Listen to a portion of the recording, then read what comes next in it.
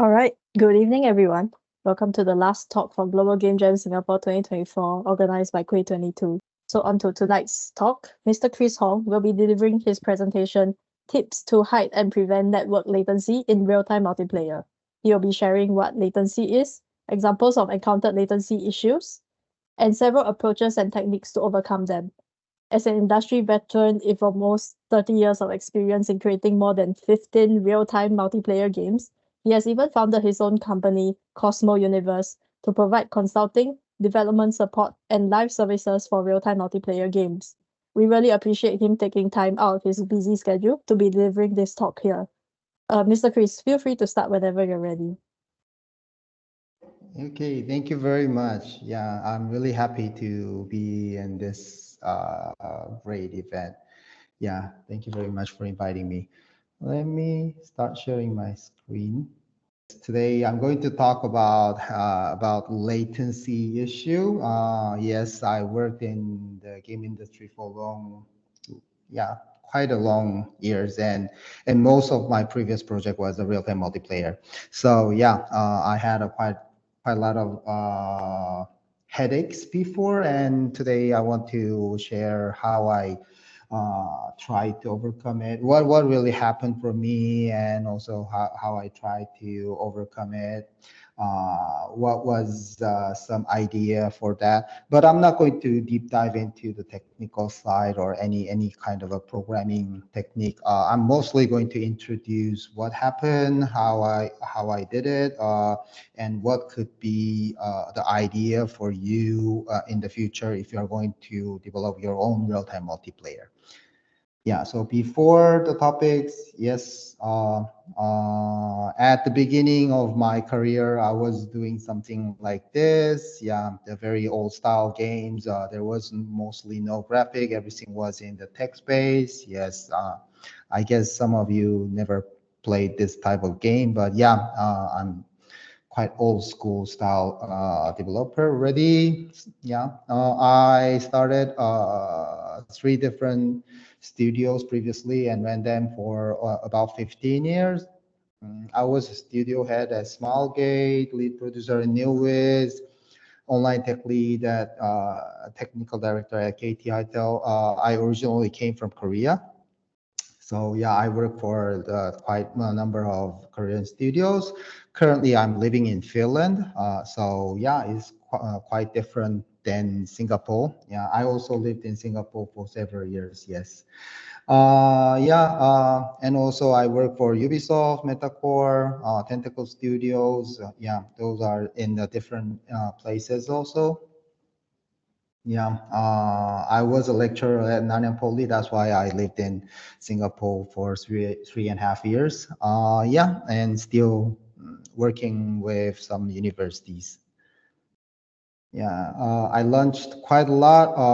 Honestly, I don't know how many because some of the games, as you know, we launched and if the result is not really good, then we kill quite early. So yeah, let's just say about 15 to 20 ish games. And currently, yes, I started a new studio in Finland here. It is a CosmoUniverse. It's not focusing on the game development yet, but yeah, I'm doing some consultancy and advisory work for the other studio. Yeah, and I'm also a business development consultant for the Pixel United in London. I'm a partner of the Proxy Planet in Korea. I'm also working for the Newwiz games still. Yes, so I'm doing multiple different works at this moment. Yeah, if you want to contact me, yeah, feel free. Yeah, here is my LinkedIn. So yeah, I'm quite open. And then yeah, you can message me anything. Yes, so let's move on to the topic today. Yeah, the latency. I I believe all of you already know what is latency, but let's just have a small recap on this. Yes. So the latency, generally we say this is the delay through the network when we try to pass something over the network from the client to server or the other way. Yes, there is some delays. Yeah. Actually, we think all that this electrical signal move in a very fast, like a speed of light. Yes, it's really fast, but still there is a small delay. You can think about, yeah, the Earth. It's like, yes, the speed of light is really fast, but also the Earth is quite big.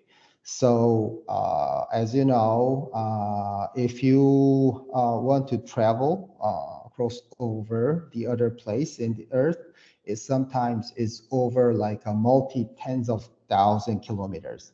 Yeah, so like here, yeah, if you travel 40,000 kilometers, actually, even for the light, it takes over 100 milliseconds.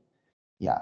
And it's not only single trip, isn't it? Like this is the signal going, handshaking to each other. So if you are playing together with real design, in Brazil, Dublin in Ireland, and Auckland in New Zealand, then actually the trip distance is quite far. Like even for this one is if you think about the round trip is already 54,000 kilometers, and it takes 180 milliseconds for the light.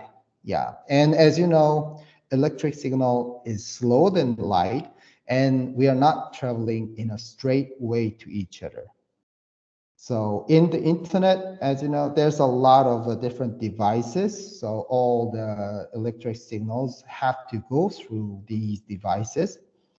And yeah, not only that, there is a latency about each of devices itself. So when you press the button, yeah, it have to make some processing. Yeah, isn't it? So the processing delay is also part of this latency. Not only that, it's like, okay, yeah, your processing started. Yes, your electric signal goes through the internet. It goes through the multiple different servers, the databases everywhere, and then need to come back again. So yeah, this is the total latency, something like this. So not only the straight line and not only the calculation of the distance, you have to think about all the time when you press the button and then something coming up on the monitor, yeah, on the screen. That is the latency for the real-time multiplayer. So in the real world, not only network latency, there's are billions of millions of different, yeah, the different reason to make any type of delays. So then how we can overcome this latency? Okay, technical side, yeah, there's a lot of researches, a lot of investigation and implementation how to make a better way of synchronization and improve the latency. But honestly, it's like, as I told you, there is a physical limitation. Yeah, you cannot overcome the speed of light. So anyway, yeah, anyway, you will face the latency. Yeah, one example is like, yeah, you just imagine your propagation delay, only the network delay is 100 milliseconds. That means you can only receive your packet 10 times in a second. But on your screen, isn't it? Yeah, these days quite a lot of, even my mobile phone is support 144 hertz. That means is going to flick 144 times in a second. So yeah, on the screen it's actually much more faster than your network packet. So yeah, your game is running. Your game is running anyway faster than how often you expect the data from the network. So the overcoming network latency is not only the technical issue. You have to think about from the game design and also quite a lot of different perspective. Yeah, here I brought 5 different topics. Yes, and this is not everything. It's like because when you design your own game, probably you will face a little bit different things, or like, or maybe you are going to face a totally another way of latency or delay or any kind of challenges. So probably you need to think about how you can overcome that. But what I want to say is the main point here is like you better can try to give the feeling of fairness to the players, so players can play them in a very best experience, isn't it? Yeah. Is even it is if there is some delay, the main point for us is giving a better experience to the player. Then yeah, even there is some kind of latency, if your system is even not very fast enough, if the player feel yeah the game is fair enough, then why not? I think that's the very good starting point of your synchronization. So that is the main point today what I want to say. So the first one, yes, I want to share this pre-action and VFX. Yeah, here the football player, my best football player, Son. Yeah, he's playing today. Actually, just now, Korea team is playing. Yeah, the football game in Qatar. But anyway, yes, yeah. When we trying to kick the ball, we cannot kick immediately.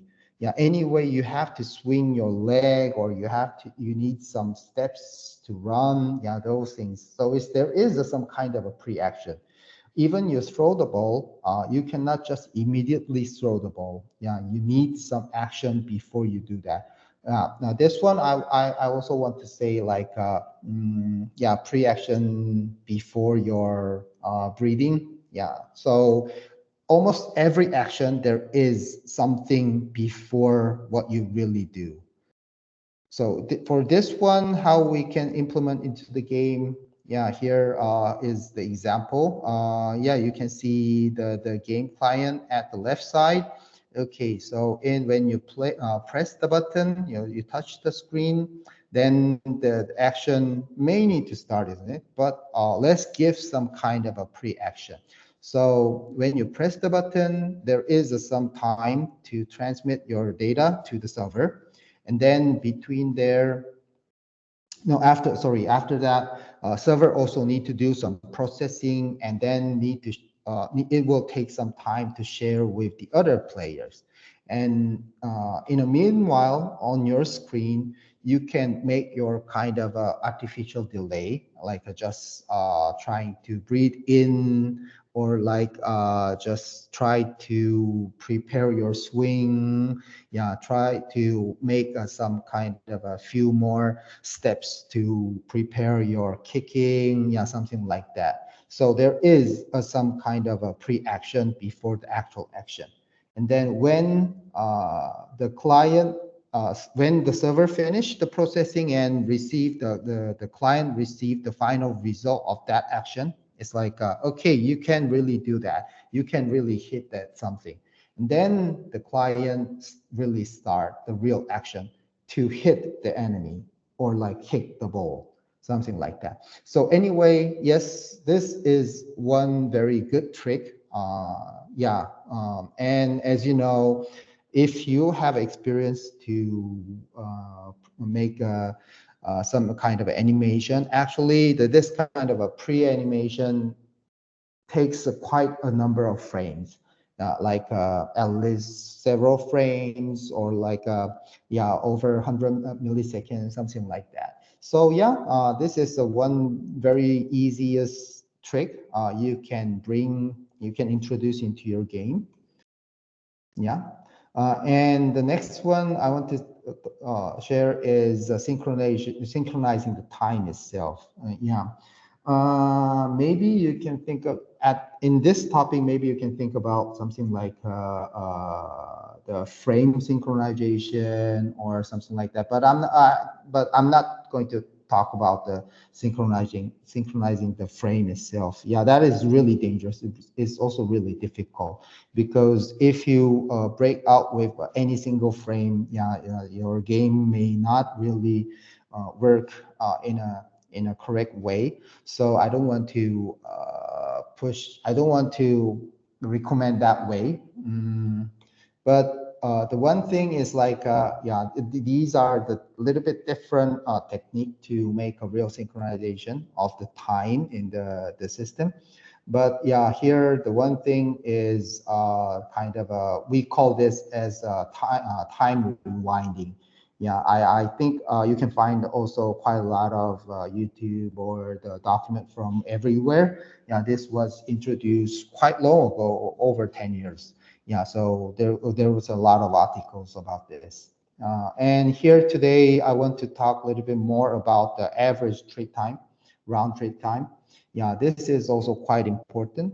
If your game is not only aiming to find out the exact time, if your game is fully enough to check who did what earlier than the others, then this technique is quite adaptable.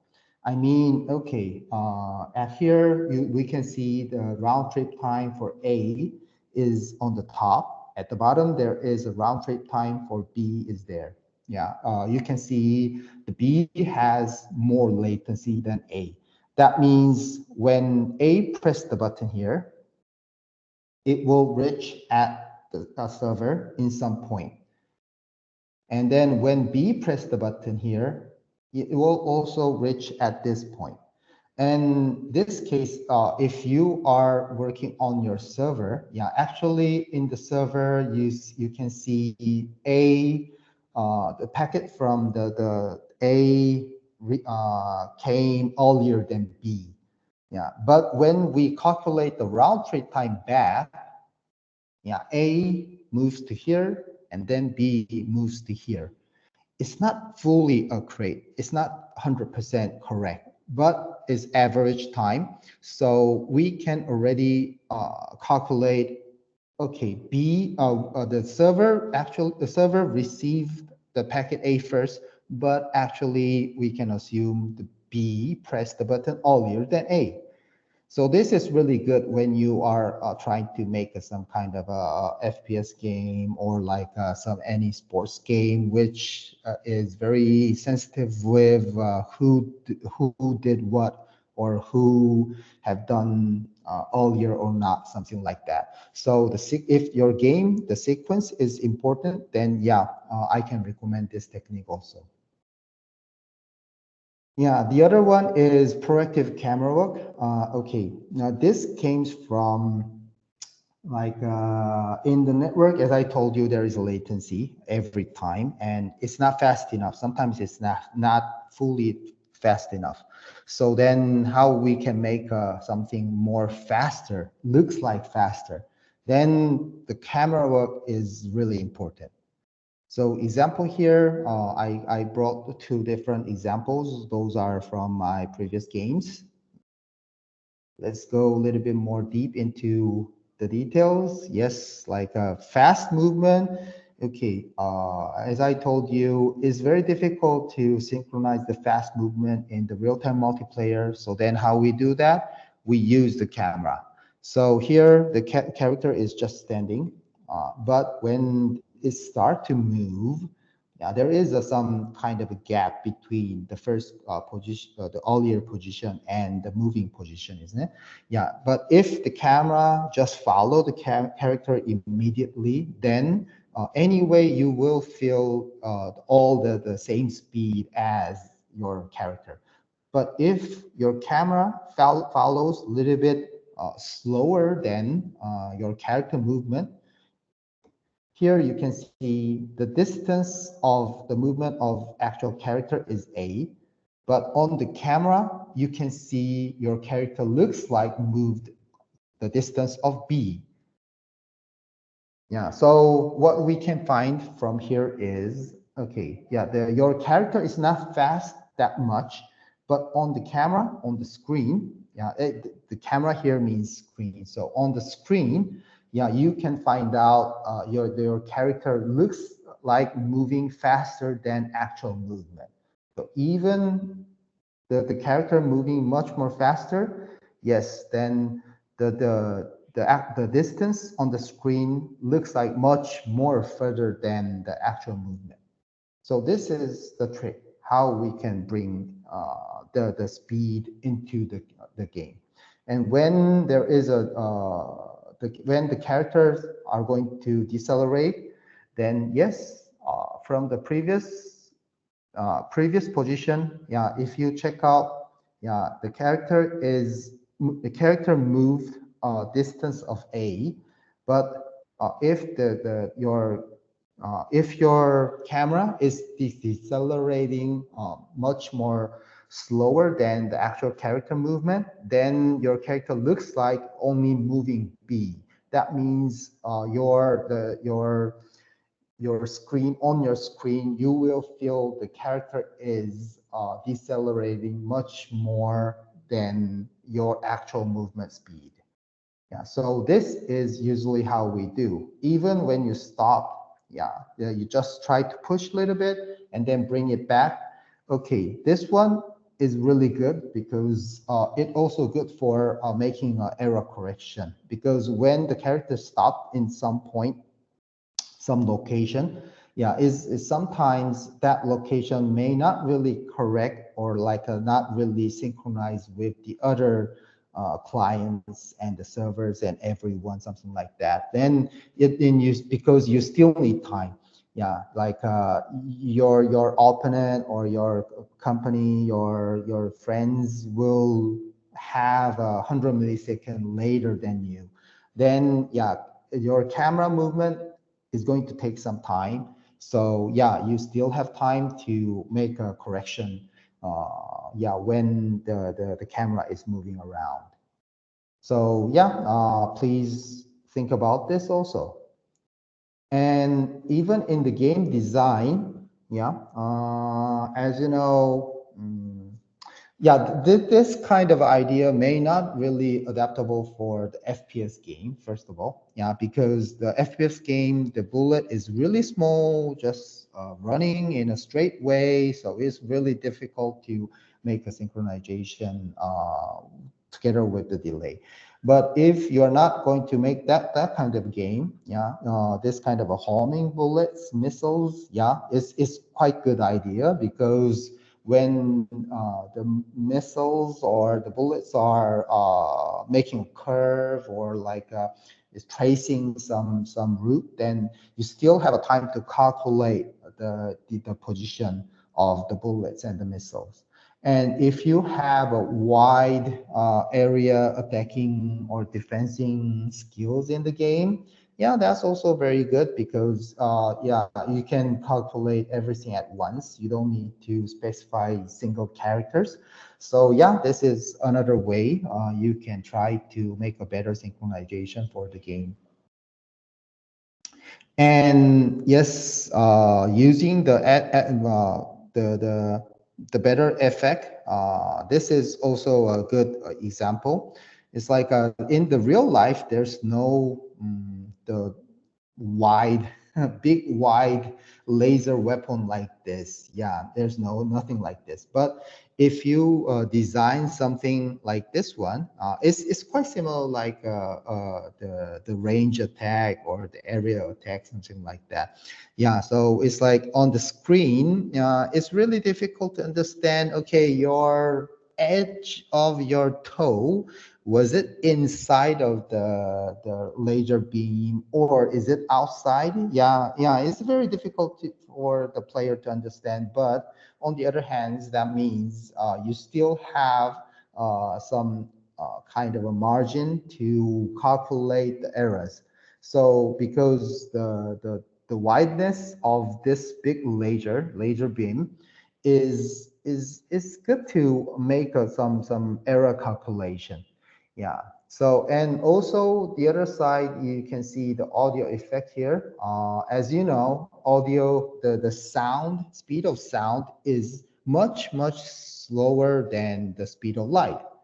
So actually, in even in the real world, we are quite used to feel the speed. We are quite used to feel the sound, hear the sound after something really shown on your site, isn't it? So yeah, when we run, I hope the audio was not too loud, but okay, let's stop this. Yeah, but I guess you understood what I mean is like in the video, the cars, all machines are yeah moving earlier than your you, moving faster than the speed of your sound. So even you reflect your result of your gameplay on the screen already, you still can bring your sound effect a little bit later. And that's not really a big deal for the game. Yeah, because even in our real world, yeah, we already know the sounds comes a little bit later, or like there is, if you tweak the frequency of the sound, sounds like this Doppler effect, then yeah, everyone could understand what's happening. So these kind of tricks are what I can introduce to you. So yeah, let's wrap up my presentation. Yeah, it's not a long session, but yeah, what I want to say today, yeah, it was, yeah, the latency isn't only a question about network, it's combination of everything, everywhere. It's like you need to think about all the processing delays and everything. So yeah, quite often we are focusing on the ping, the speed of ping. Yeah, I guess you heard about that ping time. Like, okay, what is my ping time? Yeah, 38 millisecond, 40 milliseconds, sometimes 70 millisecond. Yes, that is the ping time, but actually that ping time itself means is the signal between you and that ping system, ping server. So it's not really calculating all the delays. Yeah. So when you are designing your system, if you're a player, then yeah, the ping time can represent how fast of your network. But if you are designing your game, if you are the game developer, if you are setting up your own system for your game, then you have to think about everything. You have to calculate everything into your latency time. So please think about that. And overcoming this latency is not just a technical issue. Try to think about how you can cover up from the game already. So your game have to be already prepared for this latency topic. Yeah, and why we do this, we are trying to give a fairness of gameplay. Yeah, isn't it? Like, especially for the real-time multiplayer, the fairness is really important. If the player feel it's not good, it's not fair, it's something wrong, I'm having a trouble, I'm having a problem in the game, then they are not going to come back again. Yeah, so yes, there's no way to overcome the speed of light. Yeah, this is the real world.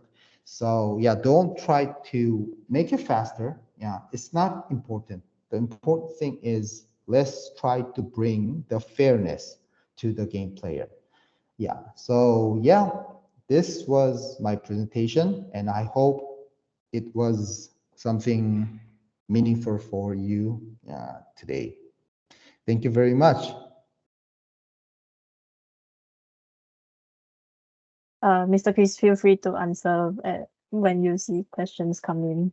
There seems to be one question right now. Are you able to see it? Okay, yeah. What was the coolest technique you've used to overcome latency? Coolest. Coolest. Okay. Very difficult. It's like I feel like okay, what is my best burger? Yeah, I like burger, but yeah, I don't know which burger is my best choice. But yeah, the most thing every time I'm trying the one technique I'm trying to implement in the game is that camera movement.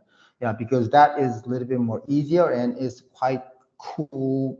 Maybe I can say yes, cool to bring to the player because isn't it like let's say when you are watching the movie, if your screen, movie screen is very static, very fixed, then it will may not be going to be very cool, isn't it? Like let's say you are watching the Transformer, but yeah, you are just like looks like the audience at the stadium, and then yeah, on the like 500 meters far, there's a big machine. Two big robots are fighting each other. Then how can we say that's cool? So the cool means, yeah, the camera movement effect and everything, isn't it? So yeah, that is my best lover, I can say. Yeah, the camera movement. I think that's the one of the most important thing to bring into the game. Yes. And how do you handle desynchronization of players? Yes, this is a little bit more technical side. Yeah, desynchronization. Yeah, there's honestly there's no way. The only way is try to correct the errors every time. So example is like okay, probably some of you already know interpolation or extrapolation or some kind of tricks, the mathematical way to calculate everything. But yes, that's the way, but still try to share your correct position, try to share the correct status and information as much as you can. Like example, one of my previous game, yeah, is it was sending the information to calculate the interpolation and extrapolation, but also every 10 times per second, there was another packet to correct the data. So it's like that's not for the parameter for calculating something. That was just static data. It's like example, the location of the character. So every 10 times of your 10 times in 1 second, just share your location to the others to correct everything, something like that. But mostly it have to be happen from the server because if you give too much control to the client, it can make issue. Yeah, I guess you already have some experience with hackers, crackers, yeah, some cheaters, whatever we call, yeah, the some peoples who are not really doing a proper way of the gameplay, and then yeah, it can make issue. So please try to do that in the server. And how do you go about choosing architecture for your server? Yeah, this is very interesting question. I mean, the server architecture itself, yeah, actually, also wanted to dive into this a little bit today, but yeah, I found out that's a little bit different topic and it's too big because these days the server architecture is getting more complicated. I mean, just designing the one single server, like let's say example matchmaker, yeah, that is not a big deal. Just try to make your logic and then implement something. But the entire backend system these days is quite complicated, especially we are using the cloud service these days. Yeah, the infrastructure is not just a single bare metal physical server anymore. Is going to be run, probably your game is going to run in AWS, GCP, or something like that. Then you have to think about quite a lot of things. So honestly, this one, I'm very sorry, but I cannot answer everything. Just try to think about what will be your easiest way to learn the system, especially the infrastructure, cloud infrastructure. Yeah, I think that's the way. If you want to know, yeah, talk more about this, yeah, please contact me. Maybe we can have another conversation about this. Yeah. And next one, did you work on the network for Crossfire? Okay, network for the Crossfire, no. But I was working on some designing the system, yes. So it's like, I don't know what exactly the network here means, but as you know, if this network means I do some kind of infrastructure networking, then no, I'm not an infrastructure person. Yeah, that was done by Tencent. So yeah, not really. But the architecture, I gave some advices, and yeah, I know how it was, but it was almost over 15 years ago, and Crossfire is fully redesigned. So yeah, I don't know the details today. Yeah. And next one, how do you think games like Minecraft handle network latency? Yeah, Minecraft. I don't know most recent design, but yeah, several years ago, I read some articles about how they designed the system, but it was quite simple. I mean, yeah, it's like, as you know, Minecraft, there's no very high speed action. The pace is not very fast. So previously, what I understood, maybe they changed. I don't know. I'm not sure. I'm not working in Mojang, so I don't know the details. But if you are designing something like a Minecraft, just sharing the location could be enough. Like an example, a little bit more simple one is Diablo. Maybe I don't know Diablo 4, but the previous Diablo, they only share the location of destination of where the character is going to land it.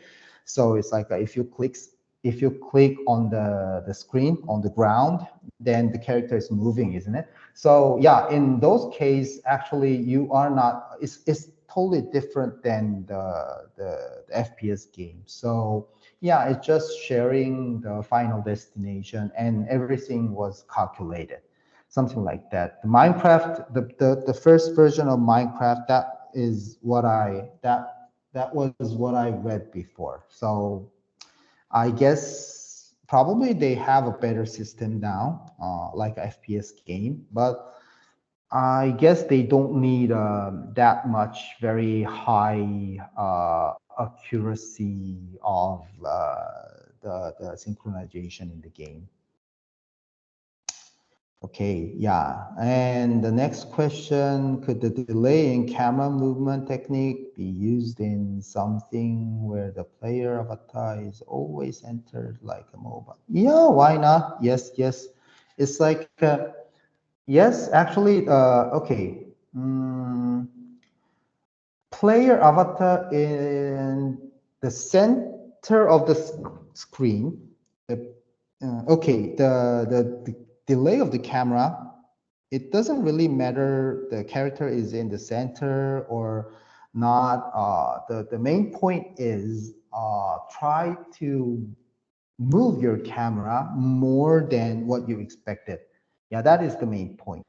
So it's like even in some, let's say PUBG or Fortnite doesn't have, but yeah, some of if you are playing some game, something like I cannot I don't know I cannot bring up the exact names, but yeah, some games. Let's say it's like driving games, some driving games. The GTA doesn't have this, but yeah, whatever, some driving games. Then yeah, your camera can zoom in, zoom out. I mean, not just flicking. It's like the camera can smoothly move in, move out. Can show up your left and right. Yeah, those kind of yeah, the movement is really effectable. Yeah, and it's really good idea to bring the better way to give some uh, kind of a time to prepare your delay, something like that. So yeah, this is yes. And is the size of a packet significant to latency? Yeah, yes, this is yes, because okay, in the internet, you have to think about MTU. If you check the MTU, that is the size of the packet, the single size of packet you can make it into the network. If your packet is quite big, I saw some people these days, they just send like a few kilobytes, yeah, multi kilobytes of JSON, yeah, yeah, something like that. But honestly, I don't like that, yeah, because the quite often the MTU is less than 1,500, yeah, 1,500. So that means it is like some system, yeah, every system has a little bit different settings. So there's no 100% one single standard for this one, but yeah, mostly is less than, yeah, 1,500. So if your packet is bigger than 1,500, then your router or your switch is going to, yeah, split your packet. So don't try to send the bigger packet that too much. And also the more important thing is like then please don't try to split your packet into too many small pieces, because anyway, if you try to send something, that's the cost in your system. So it's like if your packet, let's say if your packet is only like 20 bytes, and you need to send it that like 100 times. Okay, total byte is 2,000. So it's bigger than one NTU. So probably it's not good idea to combine everything and send it. But like, why not? You can split into two or three. Yeah, so just a few hundred bytes and then combine it and then send it. Yeah, anyway, yeah, I didn't talk about it, but in the programming side of the real-time multiplayer, memory copy is one of the big thing. Yeah, it's very slow, relevantly. It's like, as you know, these days, the processor are really fast. So processing time is not a big deal these days anymore, but the memory copy is still the bottleneck of processing. So if there is a more memory copy in your program, that can take more time. So yeah, please try not to make multiple memory copies. And this packet issue can be also related to that big memory copy, because not in your server, in any way in your network driver or your router switches, yeah, those are all the router and switches are all computers. So yeah, inside there anyway, they need to copy your packet. So yeah, don't try to make us too many small packets. And then the next question, are there any resources you would recommend for us to learn more about networking for games? Okay, yeah. If I were still lecturing at NYP, then I can recommend you to come to NYP, but not there anymore. Just kidding. Sorry about it. Yeah, I think there's no one single location I can point out. But These days, as you know, GDC has GDC Vault, and yeah, there's quite a lot of conferences. They share the video on the internet. That is the one good place you can learn and find out how the others have done. Because yeah, maybe you are not going to learn all the details from there, but at least, as you know, you can find out how they did, yeah, and what's the point. So yes, try to listen them. You don't, even you don't understand, it doesn't matter. If they say something, some kind of a theory or some technique, try to Google that again, and then yeah. So every time, isn't it, like these days, as you know, there's no single point, single place you can learn everything. Yeah, you have to spend your own time to search and find out. But yeah, I think the Google, the GDC Vault, or yeah, even the Gamescom has a DevCom. Yeah, DevCom also has that. Some of the conference also has quite nice videos. So yeah, that can be the very good start point for you. And the next one, how can we print latency issue in a game we are making, or do we make improvement only when we encounter issue? Okay. Yeah, very good question. If you already have experience, then probably you can anticipate what is going to be happen, what is going to happen. But yeah, if you are first time in this, I think it could be enough for you to just covering up the issues when it happens. Because as I told you, okay, let's say if you are working on the strategy game, then probably latency may not be really important. Yeah, the more important thing is just trying to find out who did what earlier than the other, like what I shared in my slide, like average round trip time. Just calculate the average round trip time could be enough. You don't need to really consider how fast or how slow, just to point out, okay, when it happened. Yeah, then that could be enough. Then maybe you don't need to think about all the details about the synchronization, isn't it? So yeah, so yeah, I think it's also good enough. Just try to cover up when it really happened. But anyway, then you have to think about how you're going to test. And then, yeah, that's the another topic. But yeah, try to set up the server as far as from where you located. Like example for me, I'm in Northern Europe, Helsinki. So sometimes we set up the server in Canada or Brazil, and then do some testing there. So connect from the Northern Europe to Brazil. Yeah, it's really making a long delay.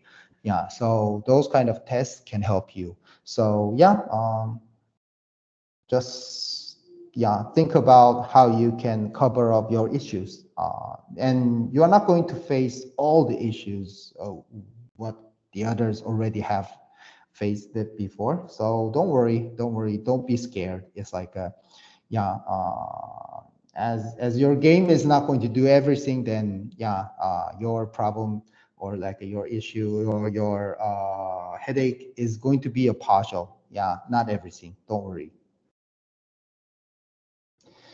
Yes, I hope my answer also helped you. Thank you very much. Thank you. It was really my pleasure to yeah share what I did. Thank you.